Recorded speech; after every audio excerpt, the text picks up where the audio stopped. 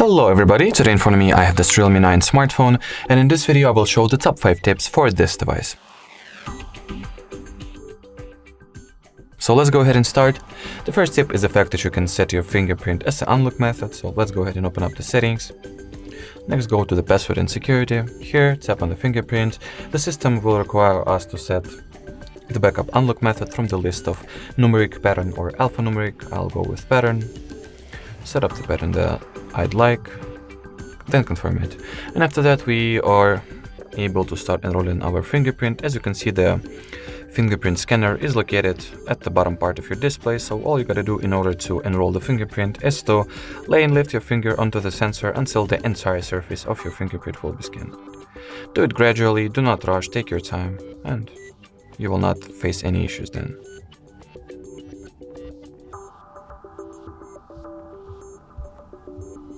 Alrighty, so as we can see, the fingerprint has been successfully enrolled. Now we can go ahead and test it out.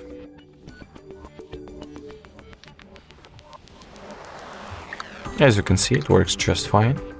Let's try one more time. Great success. The second tip is also the biometrical way of unlocking your phone that the system of this Realme 9 smartphone allows us to set up, and as you could already guess, that is going to be the face recognition. So let's go ahead, tap on face, enter our pattern here. Next we gotta scan our face by placing it inside this sphere frame. I'll do it off the screen real quick.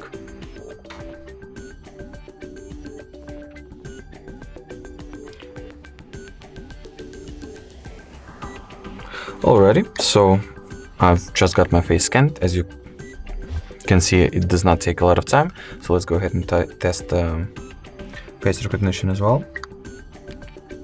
As you can see, if I align my face with a selfie camera, my face gets successfully recognized and therefore the screen gets unlocked as well. Alrighty, so we are moving on to the third tip, which is the fact that you can decide what screen refresh rate you will have. In order to adjust the setting, you gotta go to the display and brightness category here and scroll down until you stumble upon the screen refresh rate section. Here we have the three values to choose from: auto select, high or standard. So if you go for the standard value, it will provide you with 60 Hz of a screen refresh rate and better battery life, or long story short, your phone will run longer on a single battery charge. If you go for the high value, that will ultimately mean that you'll get smoother animations, smoother scrolling experience, and overall smoother visuals. And if you'll go for the auto select value, it will automatically switch between these two modes in accordance with, for example, battery or some particular app characteristics or settings. The next step is the very cool always on display feature. Basically, that's the feature that once activated will display some set list of information like time, date, notifications, battery state, even once your screen is completely locked and your phone is locked as well. In order to enable the AOD feature, go for the home screen and go to the personalizations. And here, as you can see, we can go ahead and enable the always on display by turning on this switch. So here we can regulate what will be the display options for the AOD. We can go for the power saving, scheduled or all day. So while power saving, it will be shown, as you can see, as written right here. The AOD will not be shown if the phone has been stationary for a while. The scheduled will mean that we will set some custom schedule for the AOD to be displayed in some particular time frames. And all day will mean that it will permanently enable. So in order for me to show you this feature with ease and more conveniently, I'll enable the all day display option. Here at the info section, we can regulate what information will be displayed. So time, date, battery, notification, we can either turn everything but the time off, or basically just generally decide what information we would like to our always on display to be showing. There are also some designs that we can choose from, like custom patterns, for example. So we can draw something. Let's go ahead and clear and randomize the shape. Paint choose this kaleidoscope with the color.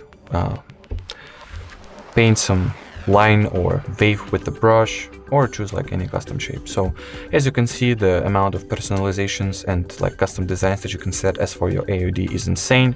So we highly recommend that you try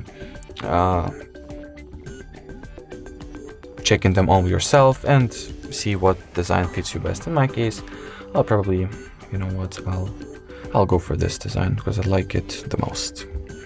And as you will see right now, once I lock my screen, or should I say turn off my display, this basically, particularly exactly this information is being shown, the one that I chose. So date, time, battery state, and the notifications. And from here I can just go ahead and unlock my phone. Alrighty, so we are moving on to the final tip for this video, which is the quick launch. This tip is located at the special features category, so let's go ahead and enter it. Here you can see the quick launch. So as you can see from the description of this feature, it lets you to access the frequently used functions while unlocking your device with the fingerprint, obviously. So let's go ahead and activate it. Here we can choose what apps will be at this quick launch menu. Facebook, some unknown to me app. So I'll go ahead and replace it with, I don't know, calculator, for example. And we'll go ahead and test it out.